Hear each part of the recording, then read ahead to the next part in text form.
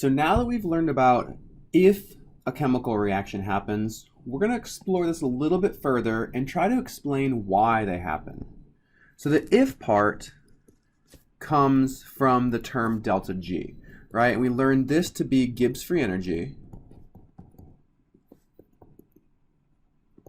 And when Gibbs free energy is less than 0, this corresponds to a spontaneous reaction. It's one that will happen if there's no energy given to the reaction from the outside. If delta G is greater than 0, this corresponds to a non-spontaneous reaction, which can only happen if you give the reaction energy. In the situation where delta G is equal to 0, here we're at equilibrium, right? And we've looked at this and explored this in terms of energy diagrams. So for a spontaneous reaction, we have reactants that are at high energy, products that are low energy, and as we transition from reactants to products, we are going downhill, right? And this corresponds to a delta G value that's less than 0. Products are at lower energy, so the reaction wants to proceed to make products. Okay, the opposite's true for a non-spontaneous reaction. In this case, we start at a low energy and we move to a high energy. So reactants are low, products are high, and we have to go uphill to get to products. So in this case, reactants are favored, delta G is positive. So delta G is greater than 0. So this is how we can figure out if a reaction is going to happen. Okay, spontaneous reactions happen, non-spontaneous reactions don't. But that doesn't really explain to us why. Okay, so delta G tells us if, in this new equation, delta G equals delta H minus T delta S will help us understand why the reaction happens. Okay, so what you'll notice here is that we have two new variables. We have delta H and we have delta S. Okay, so delta H we define as enthalpy. All right, so enthalpy corresponds to heat. All right, so this would be the heat that's given off or the heat that's consumed during a reaction. So if delta H is less than 0, so if delta H is less than 0, we call this exothermic. In an exothermic reaction, heat is exiting.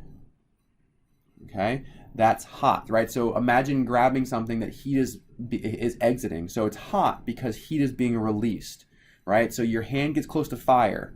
That's really, really hot because that combustion reaction is producing heat. It's an exothermic reaction. If delta H is greater than 0, this corresponds to an endothermic reaction. And in an endothermic reaction, heat is entering. So this would be if you grab something cold, the reason that it feels cold is because heat is being given to that reaction from your hand. So imagine grabbing an ice cube, right? It's really cold, and the reason it's cold is because heat from your hand is entering into that water to melt the water. Okay, that's endothermic. All right, so when delta H is negative, it's exothermic. That's heat being released. That's energy being given away. That's exothermic. When it's endothermic, heat is going into the reaction, so we are giving the reaction energy. Okay.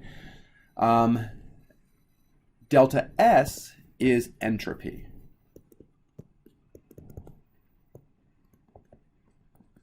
And entropy is disorder. Okay, so this one's a little bit harder to grasp, but hopefully this analogy will help you make sense of it. Okay, so let's think about entropy this way. Consider your room in the residence hall or your room at home. Does your room naturally stay clean, or does it tend to become more dirty? If you're like me at all, my room tends to be dirty and I have to try to clean it, right? So naturally, my room is disordered. And for it to become clean, right, to order it, this requires energy. You have to get out the vacuum, you have to vacuum, you have to pick up a book and put it on its shelf. You have to pick things up off of the floor and put them away. You have to make the bed, right? That all takes energy. So when we're going from disorder to order, this requires energy. Okay?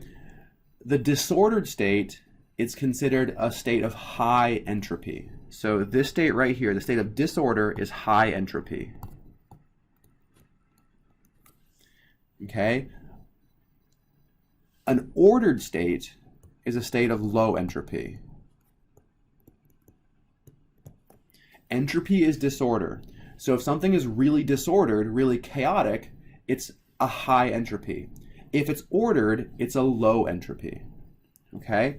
So in a situation where delta S is less than 0, this means that we're going from a state of disorder and we're becoming a state of order.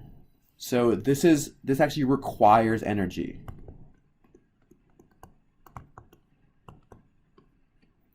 Okay? So when something becomes ordered, it requires energy.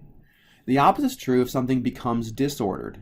So if delta S is greater than 0, this actually is becoming disordered. So we are going in this direction here. And if we're becoming disordered, this is actually going to release energy. Okay? So we have delta H, which is enthalpy, which is heat. And we have delta S, which is entropy, which is disorder. Okay, and just a hint to remember this. So enthalpy is delta H, it's got an H. The term enthalpy has an H, and it's heat, which is H. So everything in enthalpy has H's. There is no entropy, there's no H in entropy, there's no H in delta S, there's no H in disorder. So enthalpy has the H's, and entropy doesn't.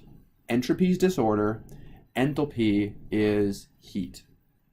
So in the next video, we're going to explore this equation more and help us, and we're going to think about it in the context of which sign, positive or negative, do we want delta H to be for a spontaneous reaction? And which sign should delta S be for a spontaneous reaction?